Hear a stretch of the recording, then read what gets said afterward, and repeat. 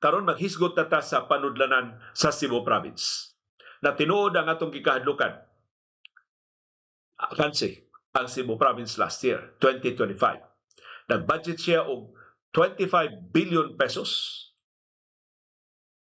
Pila rin ang aktual nga koleksyon. Natapos naman 2025, gi-report ni Cebu Provincial Treasurer Roy Salubre. Kinatibuk ang koleksyon ni abot lang 8.9 billion. Kagamay. 25 bilyones pesos ang ilang budget, 8.9 bilyones pesos ra ang aktual nilang kita. Nga naman in taon por Dios y por Santo, ang Cebu Provincial Board ni-aprobar man og 25 billion peso budget para sa 2025. Giunsa man sila pagkumbinser ni Gobernador Gwendolyn Garcia nga mokita ang probinsya sa Subo og 25 billion pesos nga 8.9 billion pesos raman ang aktual nga kita. Mayong tali mo, ngano si Gwen Garcia maghimo ang pasangin na liyo si Pamri 4 na may gobernador. 2025 bagod ni, di man ni this year. So ang first 6 months sa 2025 si Gwen Garcia pa'y atong gobernador, unfortunately. Pagka second half sa 2025, si Pambari 4 na. Pero ang budget sa 2025, gihimo sa 2024 pa. Panahon pa sa administrasyon ni kanhi Gobernador Gwendolyn Garcia. Gipaborot ni aron paukyab, aron inundato kayo ang Cebu Province. Pero wala ikabayan sa iya mga suppliers. In fact, daghan kay utang. Kapin usa ka bilyon ka pesos ang giingon ni Provincial Administrator Ace Durano nga gibilin nga utang ni kanhi Gobernador Gwendolyn Garcia. Gikwinta pa karon sa administrasyon ni Governor Pambari 4 ang makiangayong gastuhan, bayran. Ang dili makiang gastuhan, di nila bayran. Questiono nila ang mga transaksyon. Nga way mga subasta, way mga kontrata. Adto ta maningil karon ni kanhi Gobernador Gwendolyn Garcia. Diin man nimo gikan ni imong ideya kanhi Gobernador Gwendolyn Garcia nga 25 bilyones pesos ang kitaon sa probinsya sa Subo sa niaging tuig. Ikaw ba maoy nihatag o sayop nga kasayuran sa Cebu Provincial Board o giabagan ka ni Atty. Roy Salubre, ang Cebu Provincial Treasurer? Kay ang budget process maglakip sa certification sa availability of funds.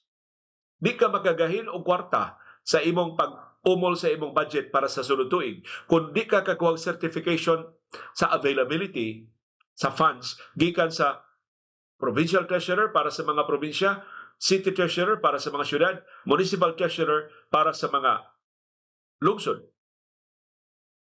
Doon na by certification sa availability sa 25 billion pesos nga giluwatan at Cebu Provincial Treasurer's Office, hinaot, klaruho na ni kanhi Gobernador Gwendolyn Garcia o ni Cebu Provincial Treasurer Atty. Roy Salubre.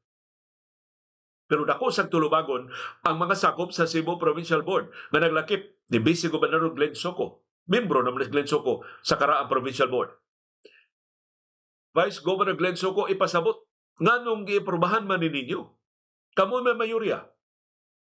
In fact, wa man inyo mga gidaog-daog si kanhi Vice Gobernador Junjun Dabidi, di man ninyo patingugon atol sa inyong sesyon bisag siya presiding officer o legitimate siya nga membro sa Cebu Provincial Board, di siya maka-propose o ordinansa, di siya maka-argue for and against sa mga pending legislations diya sa Cebu Provincial Board. So ikaw, Glenn Soco, mas dako kang responsibilidad kay inyo mang-marginalize sa kanhi Vice Gobernador Junjun Dabidi. Ipasabot ni nanong ni-aprobar mo og budget nga 25 billion pesos sa 2025, bisan nahibaw mo nga di kaabot ana ang kitaon sa probinsya sa Subo sa tibok tuig sa niaging tuig. O magunitikas kadto sa mga Suboanon. Kaysa inyong pag-budget og 25 billion pesos, ni-aprobar mo sa mga proyekto nga balor og 25 billion pesos. Ito ba, naglao ang mga Suboanon, daghan kay mga programa, daghan kay mga proyekto nga inyong mapasigurahan, ginamit ang budget, aprobado nga budget nga 25 billion pesos. Yet, pagpatuman na ninyo sa budget, di na mo kabayad sa mga suppliers. Di na mo kabayad sa mga kontraktor. Ngunit ako kayo mag-utang.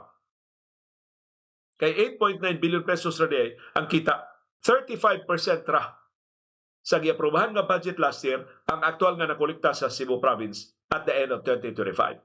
Sa ito pa, 65% short mo sa inyong projected income sa 2025. Irresponsable mong dagko. Kay mag-budget ka Sakto yun. Sa imong projection, maybe maligas og jutay, kaya di man yun perfect ang projection. Kaya imo na ng pangagpas sa umabot nga mga panghitabo. Wa magkakahibaw kung sa aktual nga mahitabo. Pero kanina sipiyat mo og 65%, ay binuang na sa noy. Na-short mo og 16 billion pesos.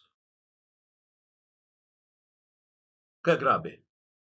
Mangutana ta sa Department of Finance, mangutana ta sa Bureau of Local Government Finance, doon na ba'y responsibility?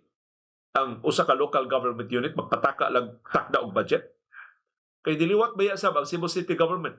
Kay pag umangkon man tong Gwen Garcia, ang kanhi mayor nga si Raymond Garcia, nagpalabi sa siya budget. Mas grabe pag yun si kanhi Mayor Mike Rama. Ang koleksyon sa Cebu City, less than 10 billion pesos a year, ni gusto siya mag-budget og 100 billion pesos. Aron lang ikapanghambog niyang Isko Moreno o ni Joy Belmonte sa Manila o Quezon City o sa mga Binay sa Makati, mas dagkog budget ang Cebu City kaysa labing dako nga mga syudad sa Pilipinas. Bahalag way kwarta. Tanawa. Way bonus ang mga trabante Cebu City Hall. Kay pati dako ang alkanse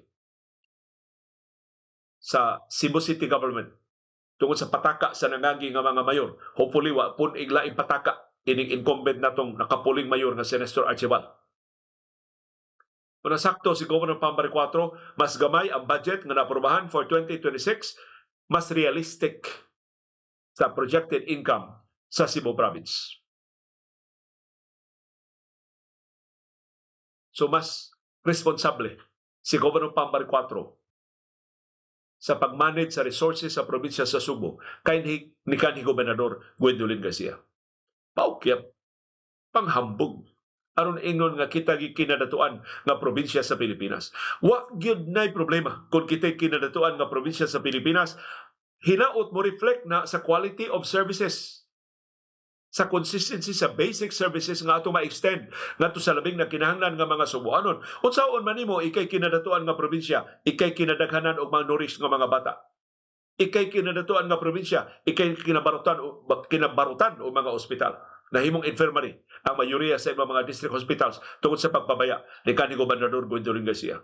Way dungog ang atong pagkalabing dato nga probinsya sa Pilipinas kung dili nato palambuon ang atong batakang mga serbisyo ngadto sa mga Subuanon. So undangon na unta natong hambog ato nagsugdan ang tinud nga serbisyo diri sa probinsya sa Subo. Ang atong paghinauton mao na itong mapaabot gikan ni Governor Pambari 4 kaysa kiat-kiat nga administrasyon ni kanhi Gobernador Gwendolyn Garcia.